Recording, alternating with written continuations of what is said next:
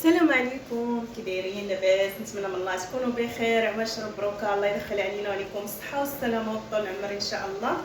اليوم كيف ما وعدتكم غادي نوجد لكم الحريره، فحريره مغربيه.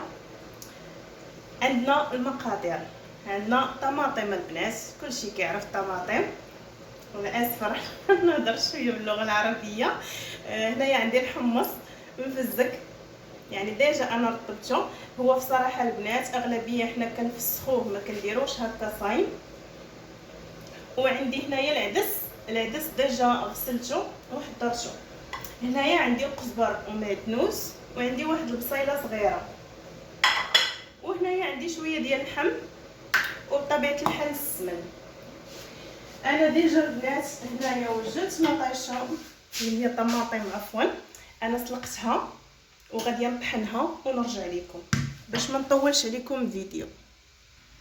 وهنايا البنات كيف ما كتشوفوا معايا، من بعد ما طحنت مطيشه غادي ناخذ الحيمات نقطعوهم طريفات صغار باش يطيبوا. هو اغلبيه حنا تنديروا فيها غير العظومه ديال البقري باش كيطلقوا هذيك الليدام ديالهم، كتجي الحريره غزاله يعني جميله جدا. اسفه لاني نحكي مغربي. المهم اعذروني. خلاص من بعد ما قطعت الحيمات انا ضفتهم ونضيف هذا العطيم هذا، وغادي نضيف الحمص بسم الله والعدس حتى هو صافي. وغادي يبقى لينا البصله والربيع. البصله غادي نحكها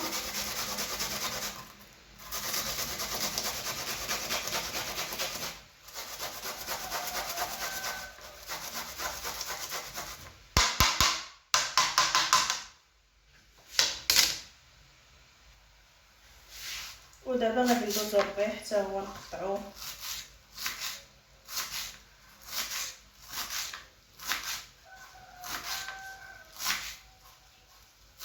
غادي نوريكم الحريره وعطوني رايكم فيها وقولوا لي كيفاش جاتكم. كنتمنى انكم تجربوها، والله العظيم الا جربتوها ما غاديش تقدروا تستغنوا عليها.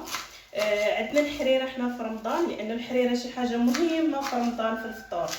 يعني الا ما كانش الحريره في الطبله كتكون شي حاجه ناقصه في الطابله. غادي نزيد البنات نرققو كثر. وهنايا كيف ما شفتوا معايا من بعد ما قطعت الربيع، ها هو قطعته خليته ولا رقيق، غادي نضيفوا البنات هنايا. هنايا شنو عندي هنايا عندي الكرافس، لانني ديجا كنت قطعته ودرته في يعني في كونجيلاتور. ها نتوما يعني الحريره ساهله ماشي موالم.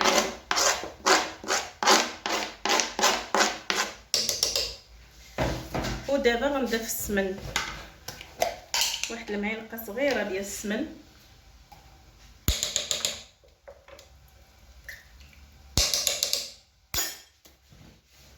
صافي وغادي نضيف التوابل كيف ما كتشوفوا معايا. هنايا غادي نضيف سكينجبير اللي هو سكينجبير كلشي كيعرفوا،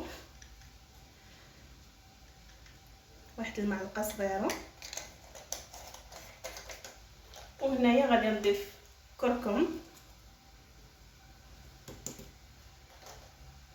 فلفل احمر، حنا في المغرب كنقولوا التحميره. وهنايا غنضيف البزار البنات، هنا هو البزار، ها هو البزار. هو شنو نقول لكم يا ربي نسيت اسمه. البزار هو الفلفل الاسود. وهنايا عندي القرفه من الاحسن انه ديروها عواد، الا كانت عندكم هكا مدقوقه احسن، بس من الاحسن تكون عواده تكون احسن في الحريره. صافي كيف ما شفتوا معايا. دابا غادي نديرها تشحر غير شويه بالماء، دخلت فيها ديك التوابل ديالها، وغادي نضيف الماء ونخليها طيب. هنايا البنات ما درتش الملحه، تعودوا تقولوا لي ما درتيش الملحه نسيتيها. الملحه كتبقى حسب ذوق كل واحد. وغادي نضيف واحد شويه ديال الزيت لانه راهي فيها اللحم فيها السمن، ما نحتاجوش اننا نقوو فيها الزيت بزاف. صافي دابا غنخليها حتى تغلى وغادي نضيف ليها نروي وان شاء الله غادي نبقى معكم حتى الاخر باش تشوفوا الحريره المغربيه كيفاش غادي تجي.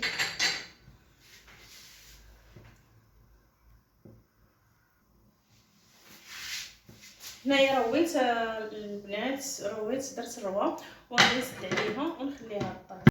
هنايا كيف ما شفتوا معايا اكيد راح تكون طابت. غادي نحلوها دابا.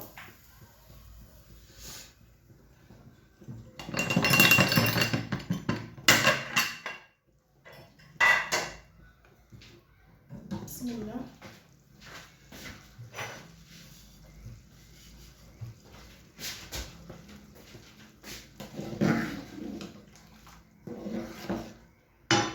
باش غنعرفوها طابت غناخذوا واحد الحمصه ونتاكدوا منها ها هي طابت. غادي نزولوا هذاك العظم اللي درنا قبيله.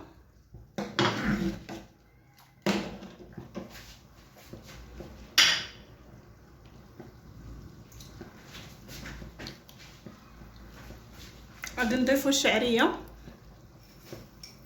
اكيد كلشي تعرفها، غير شويه ما نضيفوش بزاف. صافي وغادي نحركوها نخلوها طيب واحد شويه مع الشعريه دغيا كطيب، يعني بسرعه بتطحى او كيف نقولها، المهم بسرعه كطيب. هنايا ضفنا دقيق ابيض خلطناه بس بالماء، حركوه جيدا كرمال ما يضلوا فيه حبيبات صغيره، يعني وكأنه راح تسوي كيك. يعني كل النساء يعرفون كيف يسوي كيك نفس الشيء. نخلط جيدا هيك دقيق ابيض، المهم ما يضلوا فيه حبيبات. وراح نضيفه شوي شوي وإحنا نحرك. يعني اذا ضفنا دقيق وما كنا نحرك فراح الدقيق راح يقعد تحت وتجينا الحريره يعني ما تجي حلوه كتير. هذا الدقيق والشعريه بيخلوا الحريره تصير يعني متجانسه. فاحنا في المغرب بنقول نخلي الحريره تعقاد. اكيد راح تضحكوا عليا في هذا الفيديو، بس هذا كرمال صديقاتي والاصدقاء ديالي بيعرفوا كيفاش هي الحريره المغربيه.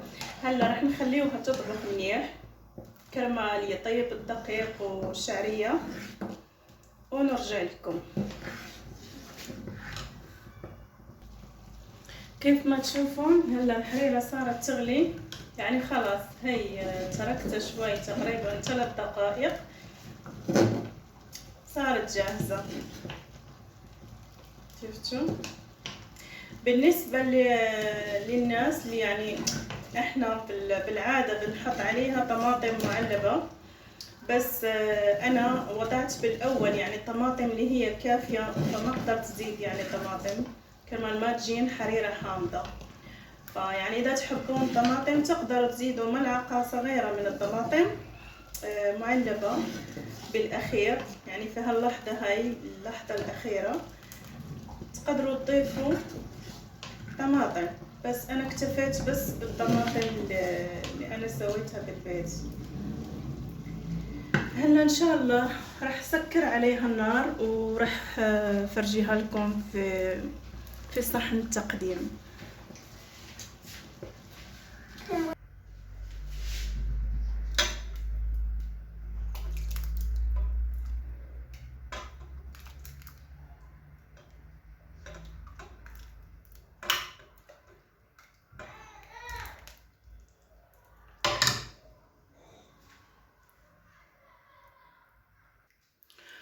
وهذه هي الحريرة المغربية كيف ما تشوفون. قدمت معاها شباكية، هذه هي شباكية مغربية، هذه ضروري ضروري ضروري تكون موجودة في رمضان. وكيف ما تشوفوا معانا التمر، اكيد تعرفونه، يعني الحريرة دائما نوجد معاها شباكية وتمر، هي الأكلة المغربية. وهذه هي الحريرة المغربية. بتمنى أن تنال إعجابكم، وما تنسوش أنكم تجربوها، والله العظيم كتير كتير كتير حلوة.